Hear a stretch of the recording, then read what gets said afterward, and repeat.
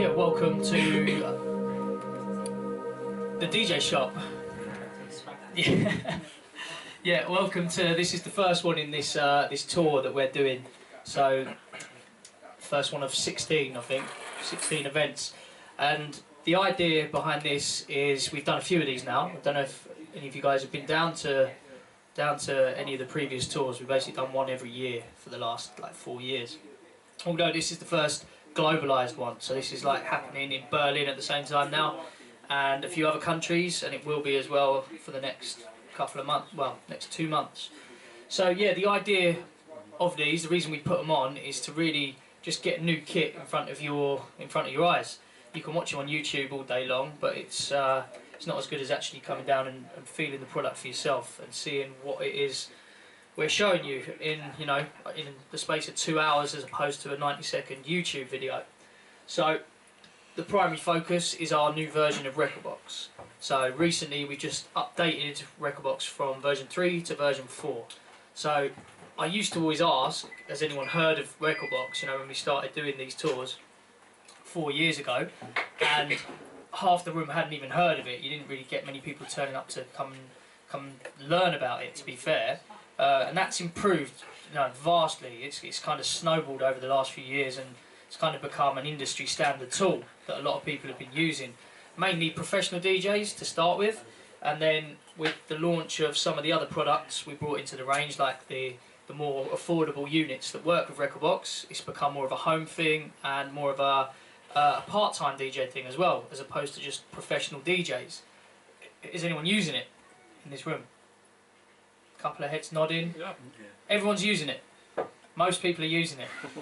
That's good, right? And that's generally the you know, the response I'm getting nowadays, which kind of changes what I talk about as well, because it's not just me standing here from the very start and telling you how to import music and how to put hot cues into your tracks, because I think most people know about this now. It's more talking about the newer features and the updates that you might have. You know, you might have been using it since Recordbox version 2 to version 3, and there might be things that you haven't seen that have gone in there. So yeah, I'm going to cover some of the features that we put into version 3, and then mainly focus on the new version, which is version 4. So we've been talking about this new change that was going to be happening for years now. We've been saying there's going to be something big happening for ages, and you know, there was a lot of people asking, when's it going to happen, when's the system going to be improved. We went from version 2, which was developed by Mix Vibes for us, which was good. You know, it served the purpose for a couple of years and was really, I think, life-changing. It really changed the way you DJ, but it was a bit clunky. And then we went from version 2 to version 3, which looked like this.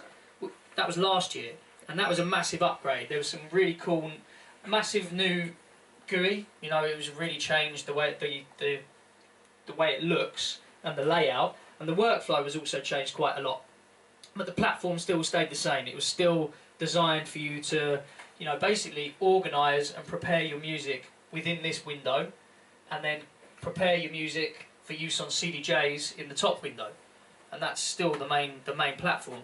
Then you'd put your USB into your computer and export all your tracks, just like you did in version 2. It just looked a lot nicer and it was a bit smoother. We also brought some new features in there. Of course, it was free to download. They've put designed for use in combination with a CDJ player, but you know, that changed when we launched the XDJ-1000s, the XDJ-RX. You've just probably seen the new XDJ-700s we've launched as well. So units that were more affordable for you guys. Basically, you didn't have to fork out £5,000 on a setup anymore. You could get something a bit more affordable for home use. So what did we put in there feature-wise? Did anyone ever see 2-player mode? This is something that's kind of overlooked, so I'm going to show you this. This is still available in the existing version 4, but this was a feature that was brought into version 3 that loads of people don't use. I thought it was a bit of a gimmick at first, but it's actually a lifesaver. It's really useful if you're on the road quite a lot. So I'll just scan through these. These are all the features that were brought in from 2 to 3. So you could preview the waveforms, match tracks for future reference, analyse track including key detection, create and add tags to tracks, view and edit up to 5 playlists simultaneously. I'm going to show you all these in a moment. Create playlists and export them, which you could always do. And set and store cue point information, loops, hot cues, and the following.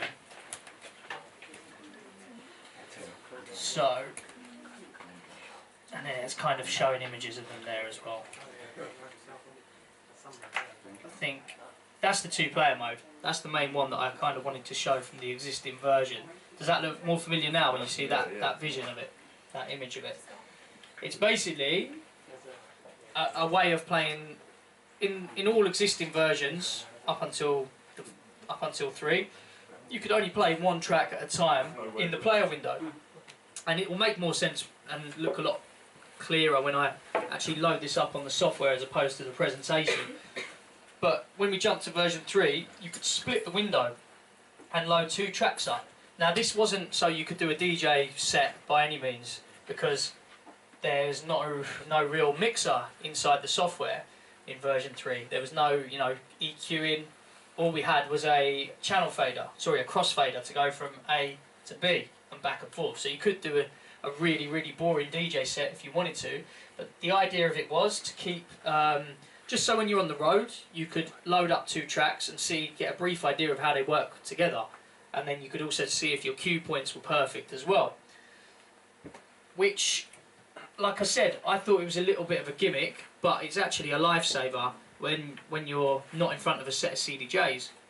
Or if you don't have the option to have a mix before you go out and play, you can really, you know, just kind of gauge if tracks are working together before you export them to your USB stick.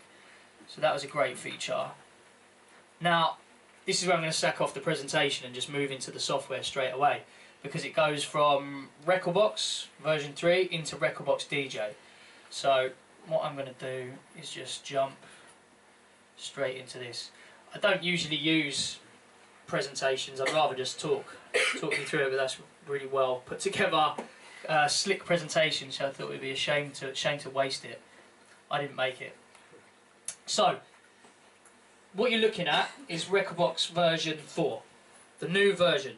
However, it looks exactly the same as the old version, apart from the fact we've got coloured waveforms on here, and this is coloured up here.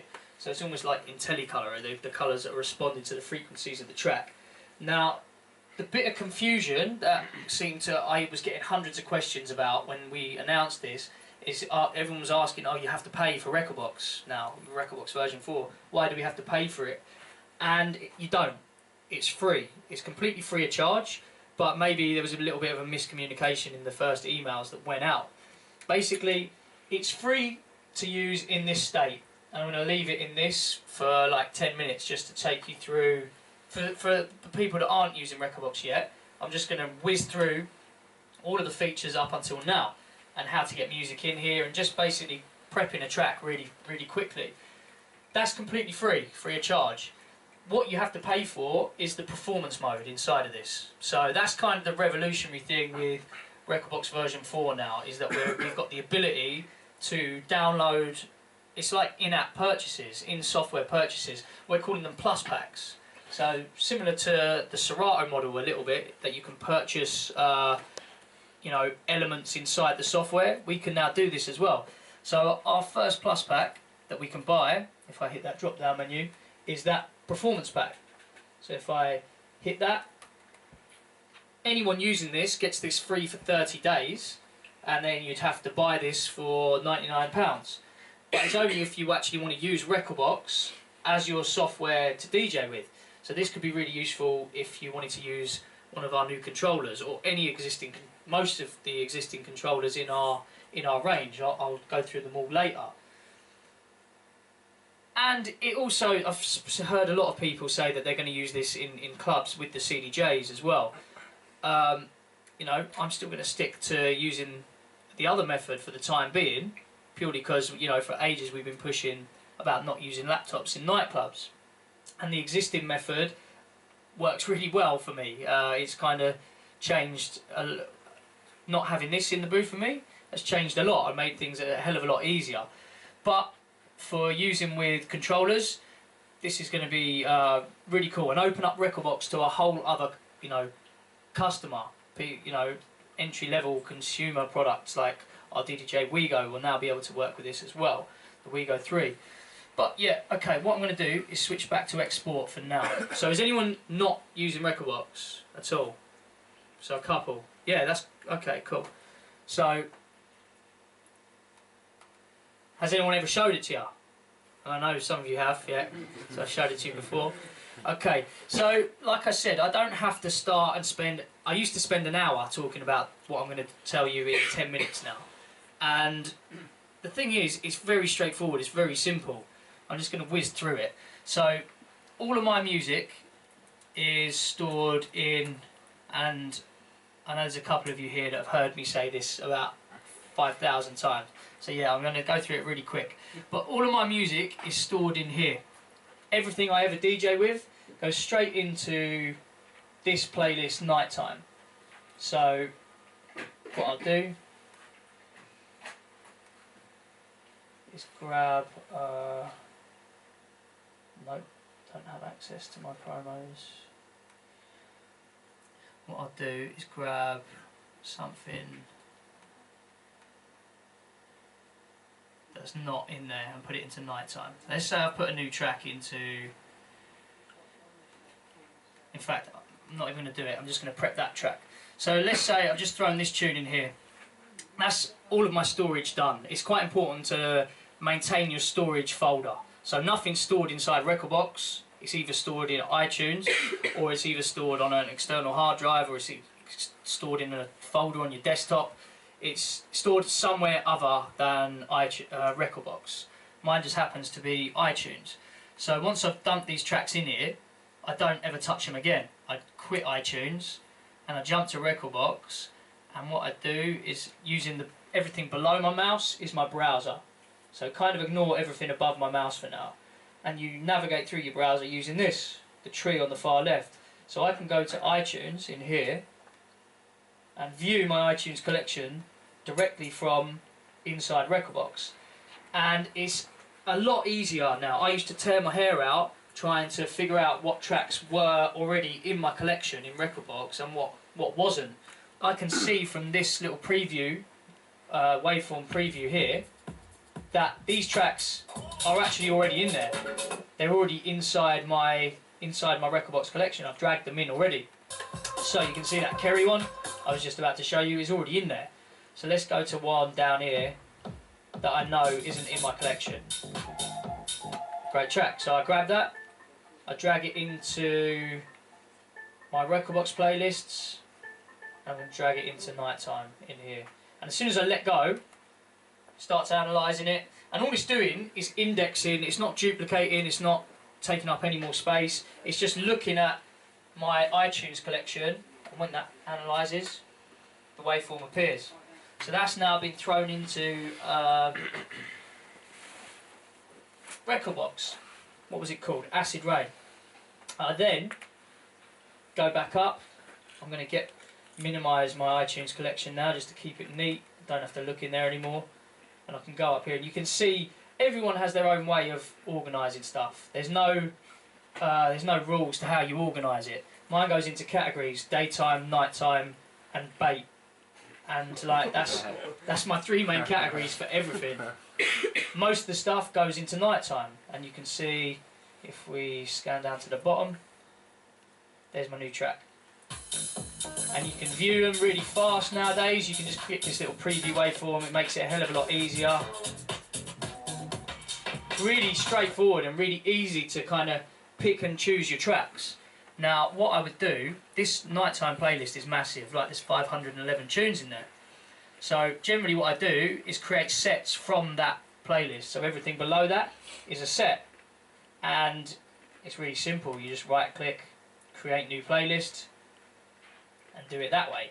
You can also view your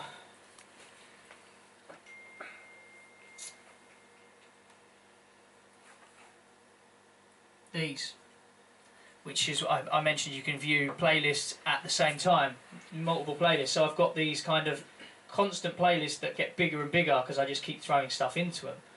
Let's say I wanted to throw that track into there, into one of them playlists, you can do so like that, straight into the full-on playlist. Or any of the ones that you know you can create shortcuts to up here. It's really straightforward. You basically got 3 banks of 4, and these are basically just shortcuts to playlists. That beta one is that one there, and full on is there somewhere. There you go. Let's say I wanted to create a new playlist. I don't normally do what I just did there by creating. I just normally grab a couple of tracks that I'm thinking of playing, highlight them all, take that and throw it into a blank kind of palette, and when I let go of that, it's now created an untitled playlist, and that should be up here. There you go. You can redrag them. So the workflow is a lot smoother than it used to be. Let's call that the DJ shop. Now I'm working with a pretty slow USB tonight, because that's the one I just have on my keyring all the time. It's not very fast, so I'm only going to keep 2 tracks in here, and I'm going to comment on that later. You know, it's important when you're using Recordbox in this method to have high quality USB 3 USBs, or else you'll be waiting all night for your tracks to export. But what I would do to every track that goes into my collection, again for the guys that have seen me do this a million times before, I'm going to do it really fast. All you're doing is, I mean, I'd normally check my beat grid. I jump onto grid mode and put my metronome on and check that provided you can mix, you can tell that that beat grid's in time. And what you're hearing is the red markers, you know, these dots, red, white, white, white, red, white. That's your beat grid. Provided that's lined up correctly, which if you play house music, it probably will be 90% of the time, 99% of the time. If you play anything else, you might have to use these options down here to manually adjust it. And please ask me at the end if you've got any questions on moving beat grids around, because I'm going to skip over that for the time being. Once your beat grid's fine, I generally assign a couple of hot cues throughout the track. That's interesting. Normally the metronome turns off when you go back to there. In the new version, don't. So what I do is create a cue point on every drop, and I press memory, and it saves it in here, and it saves a marker on here. And there's a couple of reasons I do this, and that's because the CDJ or the software will count down to the next cue point marker. It will count down to the next, in how many bars it is to the next cue point. So you can see when the drops are coming, which works really well. Yes, it helps. I probably spend, I'm going to press C on my keyboard. It's like pressing Q over here, and then I'm going to press, instead of pressing memory, press M on my keyboard. So it saves time. You can see they're all listed there, the cue points. I can jump to them.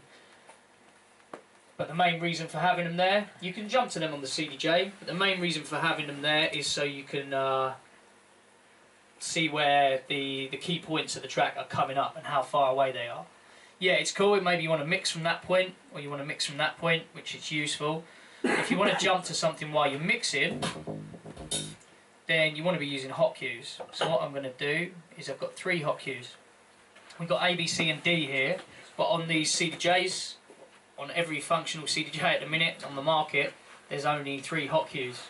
So the 4th hot cue works with an all-in-one unit, the XDJ-RX, which we don't have today. So what I'm going to do is punch in a 16-beat loop, save that as hot cue A, and maybe jump to the end. If there's a key vocal or something, I always save that as a loop as well. So let's set a 4-beat loop there. Yes, it helps. Yes, it helps. Yes, What I'm going to do, yes, it helps. Yes, it helps. Save yes, that. It helps. Yes, it helps. Save that as a yes, loop. It helps. Yes, it helps. Yes, it helps. Quite basic, but I know I can jump to that yes, it helps. at any time while I'm DJing. And for vocal parts, I'd probably like a bit longer, but a 4-beat vocal loop or an 8-beat vocal loop is really useful to jump to mix out with. or even just like a percussive loop. Let's jump right to the end. Just punch in a 4-beat loop here and save that as well.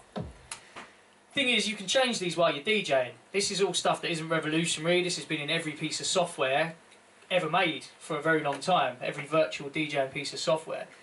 The revolutionary part about it is there's no laptop there when you're doing it. All of this preparation I'd put onto this USB stick. So X1000. Let's change the parameter to a solid beat, and we're on vinyl break. So go. You get a beat long vinyl break, which can also be changed. We can change that to echo. Change that again.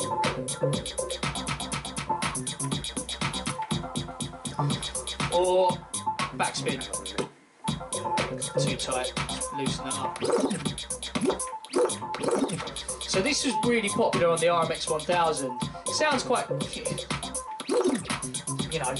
They took the RMX out of the Ministry of Sound because everyone kept just doing that every couple of bars. Every 8 bars, people were hitting the release effects. So unless you, it can get a bit annoying if you use it too much, just like any effect, but it's really effective.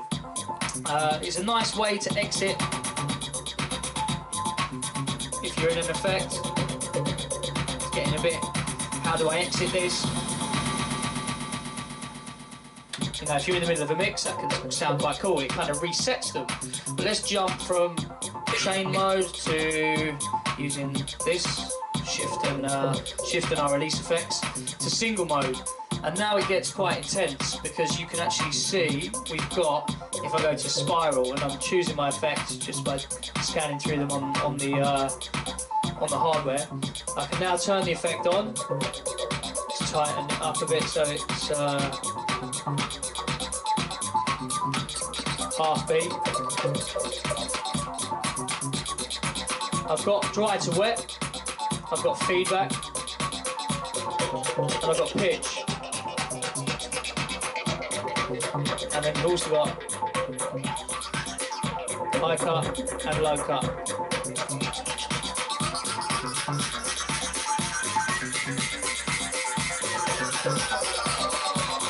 All post fader as well.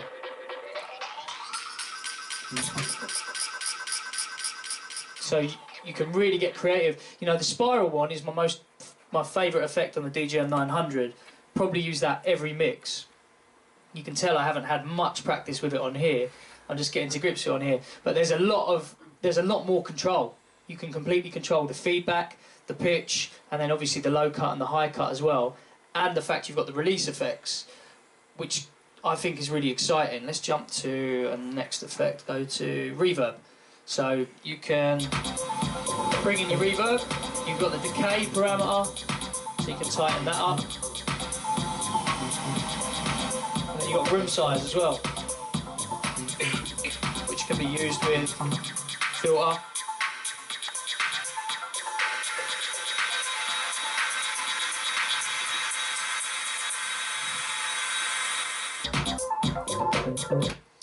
We just got these units a little while ago at BPM, so please, my kind of effects aren't dazzling, my effects skills aren't dazzling on here just yet, but they're really powerful, man, and it just enables us to have, like I said, we're going to be able to download more expansion packs for these. Some of the expansion packs we know are coming are video, so for DJs that do video streaming or video VJing, that's going to be kind of key. The fact that there's going to be a video performance plugin to put into this. There'll also be a DVS setup as well, DVS expansion pack. So stuff we've never been able to do before because we haven't had this performance version. Now that the performance version is there, it's really kind of limitless what we can do in there. So you probably didn't see that actually. I didn't mention it. But when we're using our sound colour effects, there's a display of them on there also.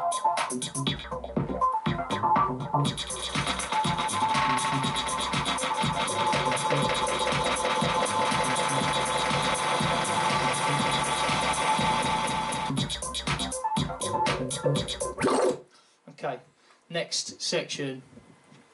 Let's let's jump to, yeah, the performance pads. This I really like because, I mean, we had them there before on the SX and the SZ, but again, the reason amazing controllers, most popular controllers we brought out on the market, the reason I didn't kind of fall in love with them is because I used Recordbox. You know, there's no way of using them with each other, Recordbox and that. So I'd be using Serato at home and then DJing on Recordbox when I went out, which was using multiple platforms wasn't really an option. So now these will work with Recordbox. I find that, you know, really cool. I'm going to jump to a different tune because that's getting a little bit annoying. Go to that and show you these. So this is a track that's had no preparation on it. You can see there's no prep throughout this, which is fine because you can do it all on the fly whilst you're playing. Let's punch in auto loop using this. Get it right. What's that? 1, 2, 4-bar loop. Let's change it to an 8-bar loop, and just save that as hot cue A. As soon as I hit the hot cue, it's brought into here. And this could all be prepped before I play out. Instead of doing it on the software now, you can do it all directly on here. Come out of that loop, and I'm going to use needle search. Just jump through to the breakdown and set another hot cue there.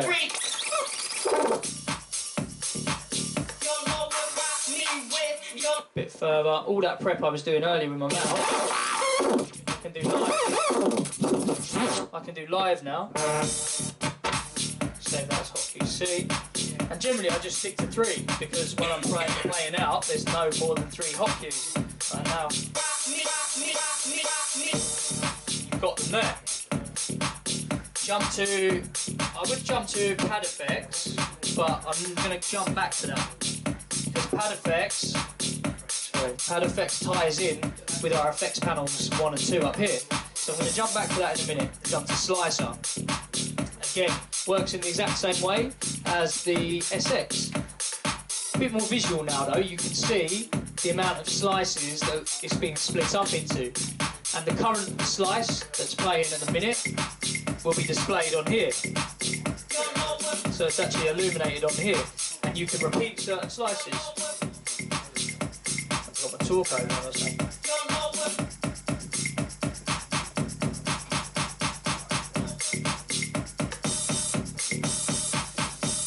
So it allows you to get a bit creative. You can repeat certain vocals. If it's actually a vocal, it works really well because it will you can rearrange the syllables, change it like that. Let's jump back to the breakdown.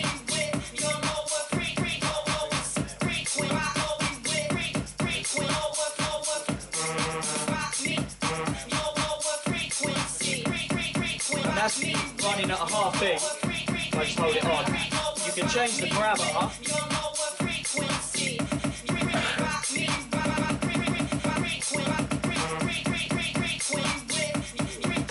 You get the idea. It gives you like a creative little tool to get quite to manipulate that track.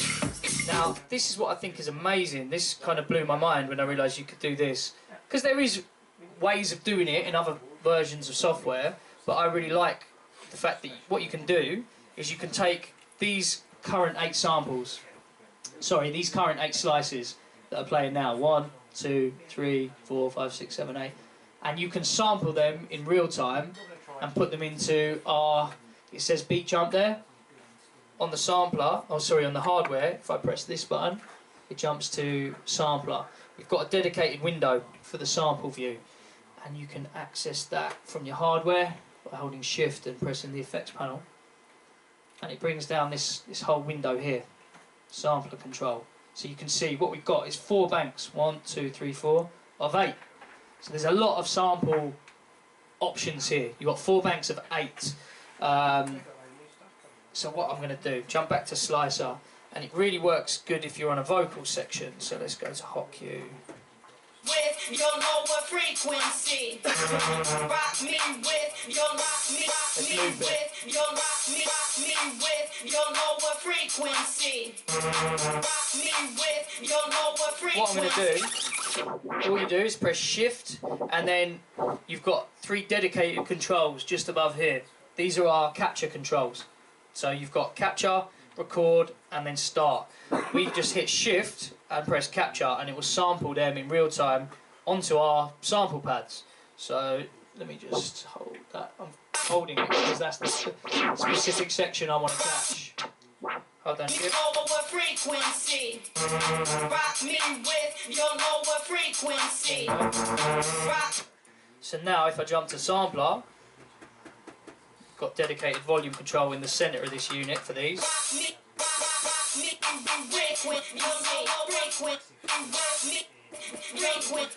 Now they're sampled in real time, and then 8 samples are saved into your collection as well. They're saved into your Recordbox collection under a unique tab, sampler tab. So let me jump back and show you that.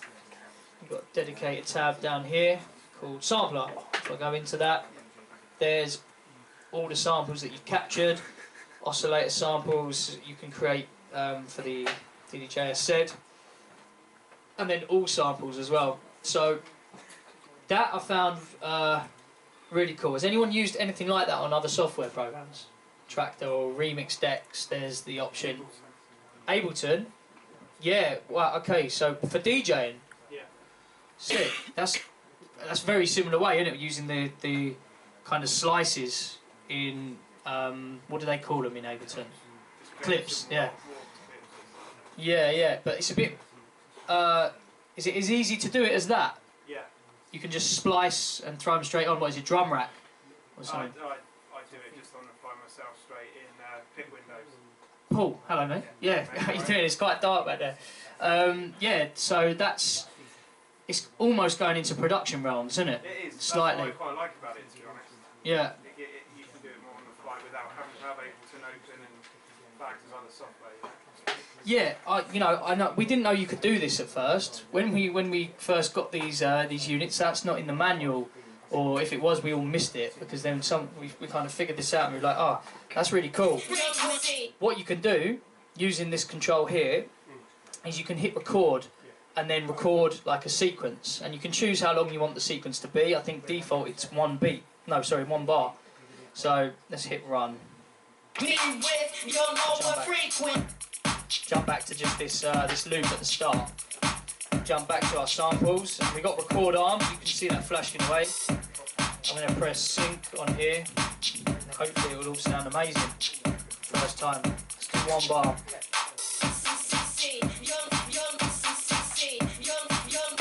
Not bad. I mean, you've got volume control over this. Let's do that again.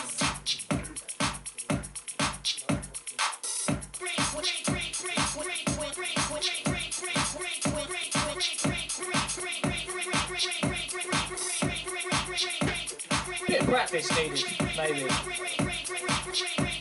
Of course, as well, this isn't on mass production firmware as well. Usually I get the disclaimer in quite early.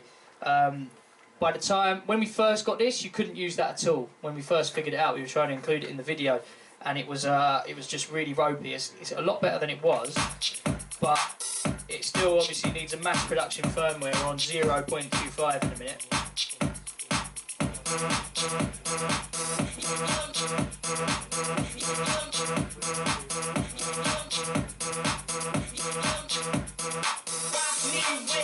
Pretty cool. You can get quite creative. And you can save them as well.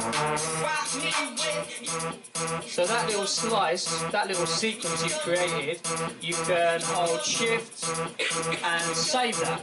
And then it will be saved, it'll be saved into pattern 1 up on your software. So that'll be saved into there, and you can see it's 1 bar. You can change up in your preferences how long you want that to be. So it can be 1 bar, 2 bars, 8 bars, I think is 16 bars I think is the longest you can go to. Which, can I ask a quick question? Yeah, go on. Say you didn't have that controller and you had 2000 Nexuses, can you have a MIDI controller to do the patch? Not yet, no. Because there's no kind of MIDI learn option in the software. Right. You can't assign things yourself. Whether or not that happens, I don't know. It's similar to Serato, isn't it? In that you can't map it yourself. It has to be coded by the programmers. I'm going to jump onto this in a minute and set it up HID to show you. But of course, the pads are kind of quite essential to the creative control on this software. So, you know, we do the SP1. Has anyone seen the DDJ SP1? It's like basically this and this and this knob. It's allowing you to, if you're using Serato basically, you can browse the music if you're doing HID control or DVS control, and you can also use the performance pads. So I'd imagine we'd either come with a new DDJ R1, I'm not giving away anything here, it's just me guessing, or it would start working with both of them, you know, it would support it, but at the moment it don't. So,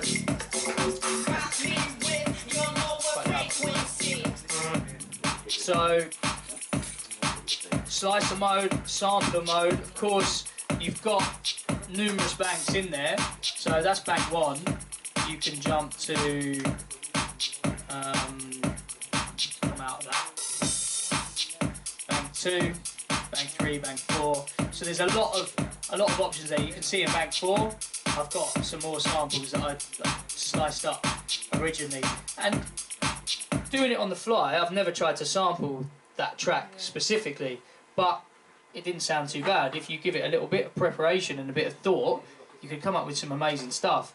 And instead of having 8 samples from one track, you could have 2 samples from different tracks on each pad, or sorry, a sample from each pad from different tracks. Yeah, it's just massive creative options on there, man. Pad effects, this I really like also, because you can something. That's me. Ah, right. The thing is, it looks like it's on fire, but it smells nice. So the pad effects you can completely customise.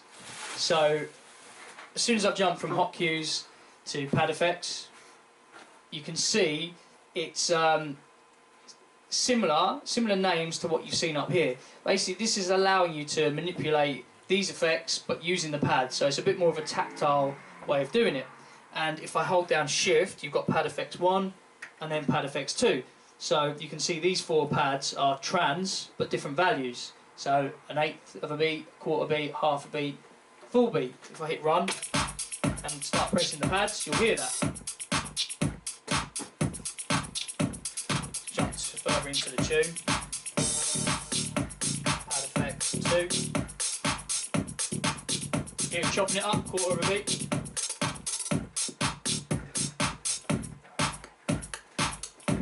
Really easy way of doing this.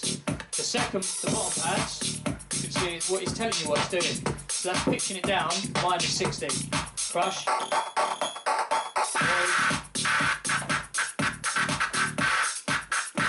And then echo. It's freeze echo though.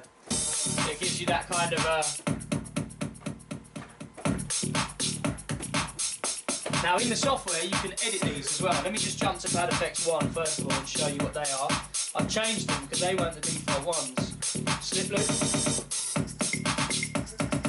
You're all familiar with slip loop from the CDJ, Serato. Really, the best one to use without any practice. It just sounds great. Delay. That's quite cool, filter electrode. You can hear it's going to go up and down by 1 bar.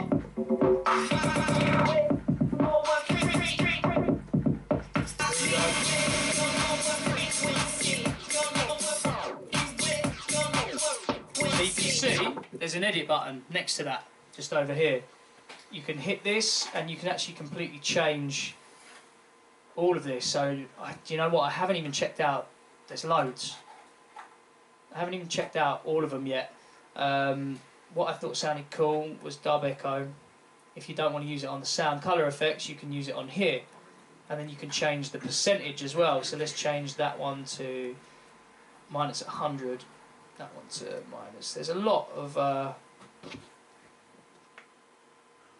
I've gone backwards and then forwards. Basically, that's going to be low pass, and then these two will be high pass. So if you come out of edit, high pass, jumps into low pass and then one. So completely customizable pad effects, and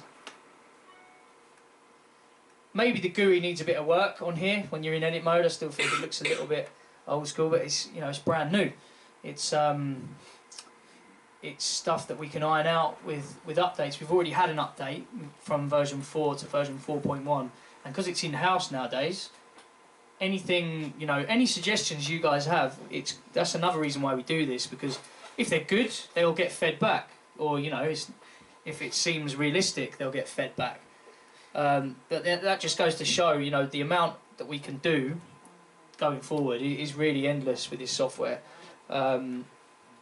It's not like it used to be 2 years ago when it was developed out of house. So that's pretty much this controller.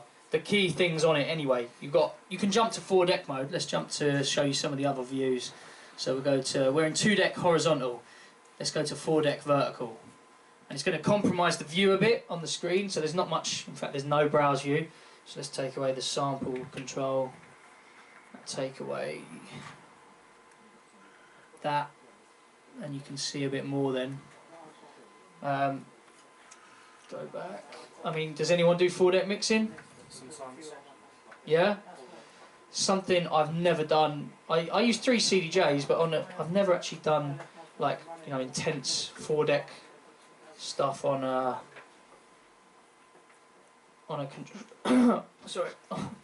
controller, but you can do, and it's, the more I look at the GUI, the more I like it. You've got real kind of CDJ indicators on here, but let me just get these rolling. I'm going to sync it all up.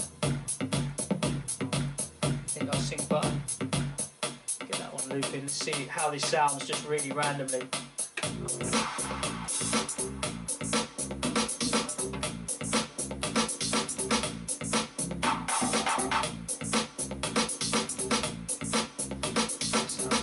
Right. Then you jump to deck 3, deck 4. Obviously there's not 4 platters on here, it's all done on these 2 platters to control deck 1 and 3, or 2 and 4. And then the sync is really tight. Provided your beat grids are right, it all works really well.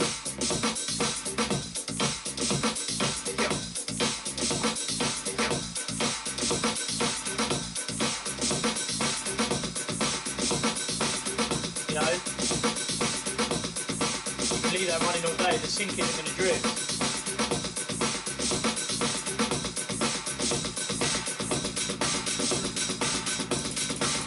It's going to be quite hard to come out of a loop that tight and it stays tight. If you had a hot cue,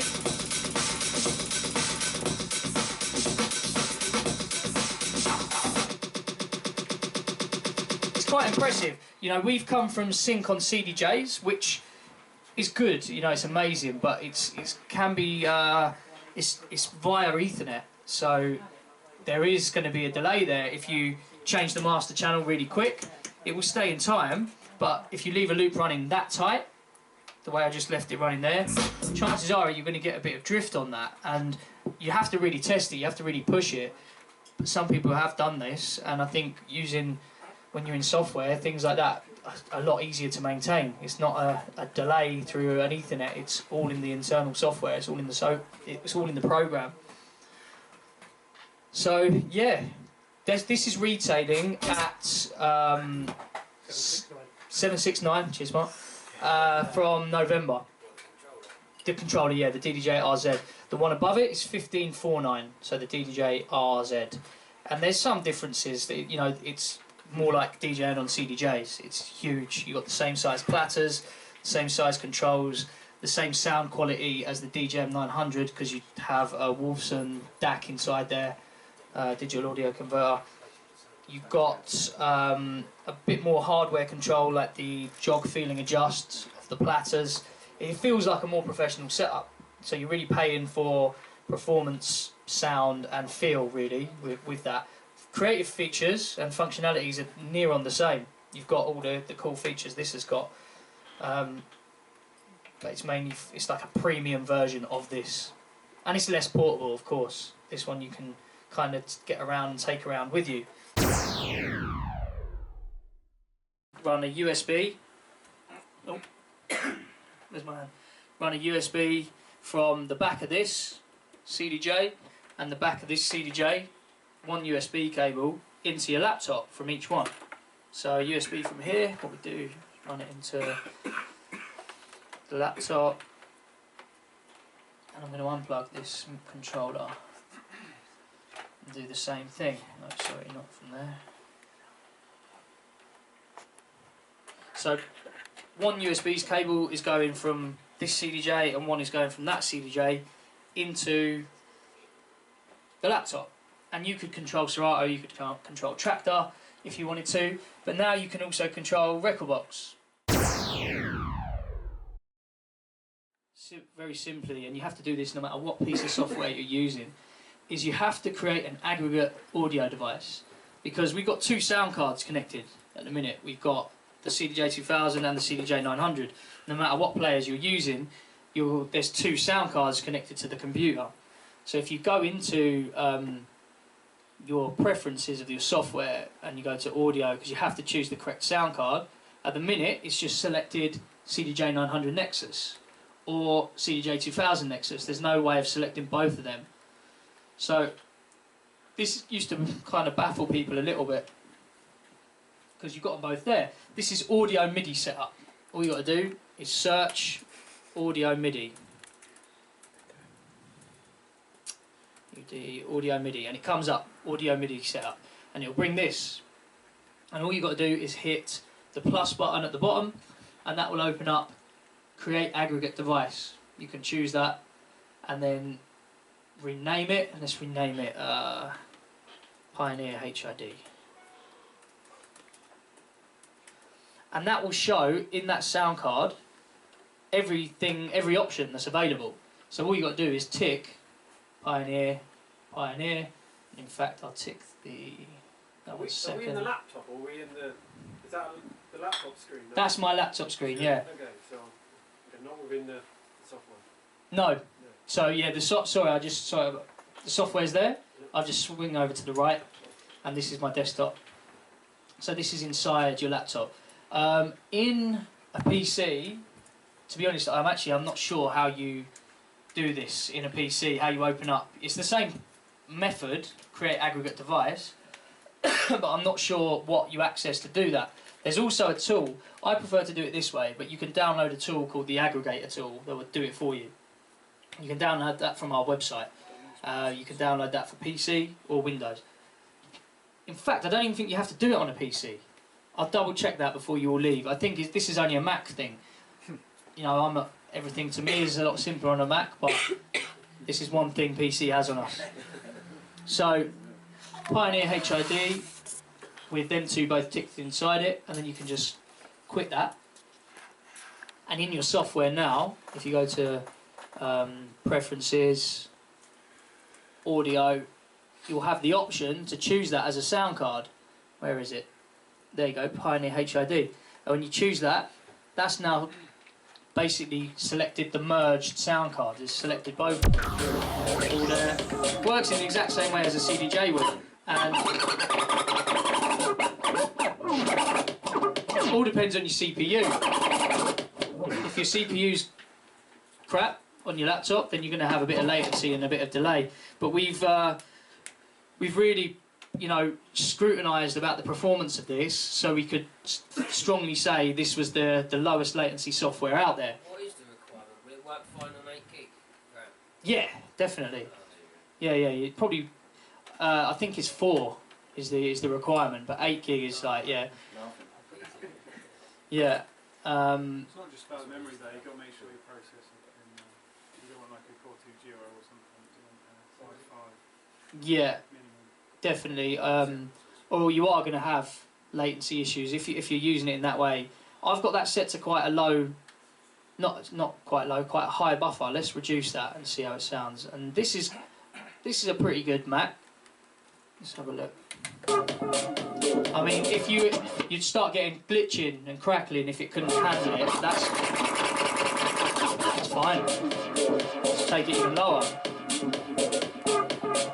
This isn't the best Mac you can get. If you're going to DJ,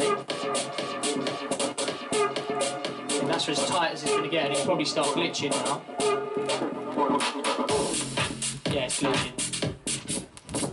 It's instant. It's instant, but there's going to be a bit of glitching. Let's reduce it again. You'll probably get away with 128.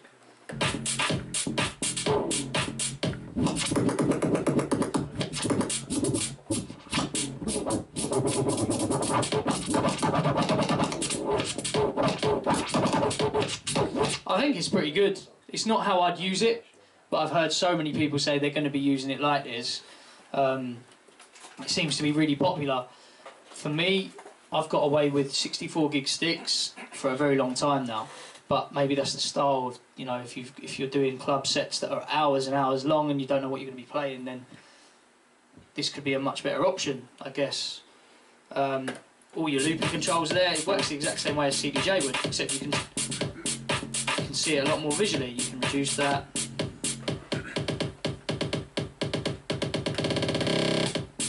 You've got your slip mode, sorry, your needle search, really responsive. Your sync controls, of course. Slip mode.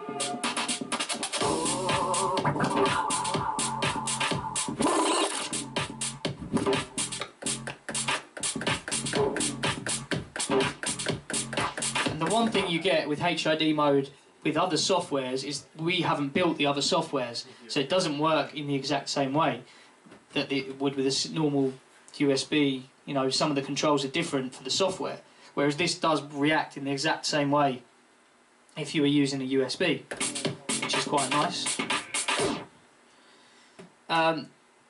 Any questions, guys? I mean, that's pretty much everything that I wanted to cover with you so far. Controllers, HID mode, and the new version of the software. But a lot of the stuff I kind of skipped over very quick, some of the older stuff, the older features. So any questions in a minute? Yeah. What about recording a mix? What can you tell us about that? Yeah, so if you're in a controller environment, in fact, even if you're in HID, this will still work. You've got up at the tabs up here. So I showed you effects, color effects, sampler as well, but then you've got the option to view your mixer for internal mixing mode. We're in external mode now, so that's kind of, that's not going to display anything. In fact, what is that displaying?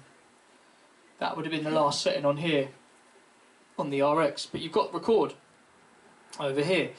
You have to set it up, so I think you have to be internal. That's like more of what I meant. Like, what sort of things you like setting up the settings for actually recording mixing? You know what I mean? Let me jump to internal mode. Can you run a USB from the mixer to the laptop, which would then record? You can, if you want to use an external program, yeah. If you want to use Logic or Ableton or something like that, you can come straight out of this into there. But you've already got two sound cards connected. Yeah. So I wouldn't recommend doing that. I'd recommend doing it internally in here. But if you're doing it with CDJs, in internal mode, everything's going to come out of one channel on the mixer. How would I do it? I think on here, really simple. It's just internal mixing mode, and then you hit record. So you can see it's going to record the master out. You just hit record on here, and everything will be recorded for you. The SX2 has flip control on this. On your buttons here, you've got flip control for the SX2. On this, you've got dedicated capture and sequencer control for Recordbox. More designed to work with obviously the new stuff. Yeah, exactly. One's designed for Serato, the controls, and it looks the same. It looks very similar. When you look closely, you've got your exactly. One's tailored for one software, one's tailored for this. Although they are very similar, but you've got standalone hardware effects on this as well, which are, you know, quite an incentive to go for this one. Everything else is pretty much laid out in the same way. One thing I didn't mention, one of the best things I thought on the SX was the fact you've got this grid adjustment feature here. The grid adjustment works inside Recordbox, so you can actually, I think you have to be in performance mode. Oh, I've disconnected it. You have to go back to, no you don't actually, you can do it in performance mode and export mode, but you can, without using your mouse to adjust beat grids, you can do it directly from the hardware. So you hold one button, you can slide it left and right, you hold the other button and you can adjust it, shrink it in or expand it. It's really useful. Is there a bottle of water? Yeah. I'm struggling. So, similar price points, similar hardware, they just one's tailored for Recordbox and one's tailored for Serato. Yeah. Anyone else? Got a question. You may have covered this at the start. Cheers, mate. Apologies if you did. What's the justification for the price of Recordbox 4 as opposed to all versions prior being free? Yeah, I did. So Recordbox 4 is free. If you want to use it like this, you know, how we've been using Recordbox up until now, it's completely free of charge. You know, we're not, the idea of Recordbox is it's not designed to really do much else other than optimise your tunes for use with the hardware, and you spend the money on the hardware. But if you want to use it in performance mode, you need to buy the Performance Pack, Performance Plus Pack, which is why it's £99. It's because it's actually a DJing piece of software. It's a performance I think piece it was of more software. that when I first installed Recordbox 4, it was almost like nagware into paying for it first. Straight, you're on a 30-day trial before actually telling me that Recordbox 4 was free in regular Yeah, mode. I know, That's I know. part of the reason I'm here is Mate, because I thought you're not. The whole. Everyone thought this. It's not ideal. It should have come up like this and then said, "Do you want to try out?" It totally doesn't. Even if you've got previous versions of Recordbox installed, so I was a bit like, what the. Everyone said the same thing, and it's why at the start of this I'm really explaining it. Nah, it's complete. It's a miscommunication. I think it's not very well presented that you don't have to buy this, and the amount of phone calls and text messages and emails I had saying why have I now got to pay for it? Yeah, you're not the only one that's asked. But I think people are starting to get in now. Maybe there's a lot of them that just went in straight and paid who are going to be fuming, but I don't know. Yeah, it is free. It is free, and use the 30-day trial if you want to, you know, check it out in performance mode. But then you're not forced to pay anything after. You can actually do a subscription as well if you want to. You can do it's like £7 a month or $10 a month, I think it is, to go monthly. But obviously you're better off just if you wanted to try it for 6 months, then yeah. But otherwise you're better off just paying the £99 for it. Because yeah, there's no real free software like this. There's none of the other softwares are free. Next. Anyone? Any other CDJs that it won't work with, or will it work with across the range? CDJ 400. No, it's not going to work with that. Does the SRT mixer work with it as well then? Yeah, the Serato mixer, can you use the controls? No. So there's no mixers designed to work with it as yet. There will be when we have DVS though. Well, I've got the 2000s, not the Nexus, would it work with it? CDJ 2000s. Let me just check. So the full feature list. Yeah, I was just saying, yeah, obviously it's got it I don't think it does, no. Yeah, I think they do when you get the option to do the firmware on their website. Original 2000s, yeah? Yeah, here you go. 2000 Nexus. Didn't want to say yes or no because it's still soaking in. Yeah. But yeah. And then HID support.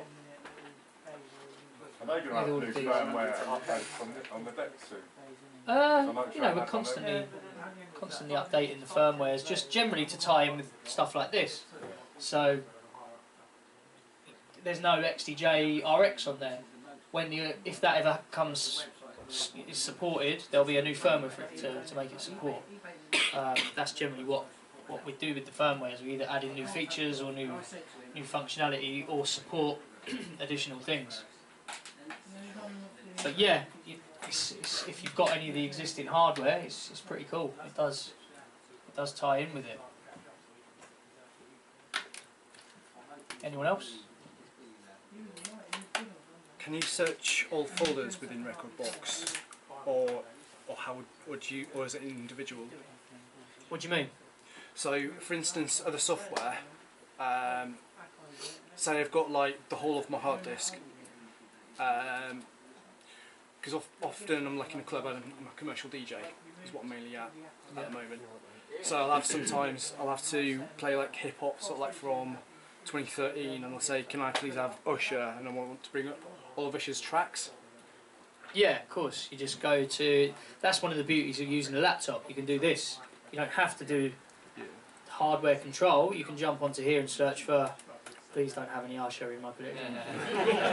There we go. I'm just saying the worst track you could possibly think of. But yeah, you can search like this. yeah. Obviously, you can search on the hardware as well if you've got 2000 Nexus or some of the ones with QWERTY keyboards, which will also be supported. XDJ-1000. Yeah. And the 700, which is coming out in December. But you can do it.